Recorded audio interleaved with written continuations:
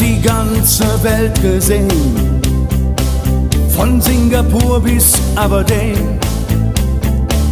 Wenn du mich fragst, wo's am schönsten war, sage ich Sansibar. War ne harte Überfahrt, 10 Wochen nur das Deck geschrubbt, hab die Welt verflucht, in den Wind gespuckt und salziges Wasser geschluckt.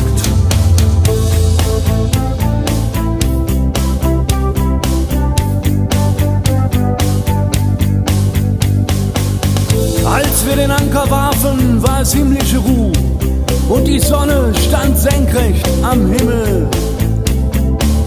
Als ich über die Reling sah, da glaubte ich zu träumen, da waren 1000 Boote und sie hielten auf uns zu. In den Booten waren Männer und Frauen, ihre Leiber glänzten in der Sonne und sie sangen ein Lied, das kam mir seltsam bekannt vor, aber so hab ich's noch nie gehört. So hab ich's noch nie gehört. Aloha, ea, ea, aloha, ea, ea, aloha, ea, ea.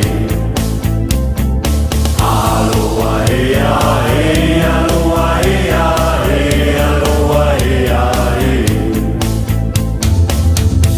Ihre Boote machten längsseits fest und mit dem Wind wehte Gelächter herüber. Sie nahmen ihre Blumenkränze ab und warfen sie zu uns herüber. Und schon war die Party im Gange.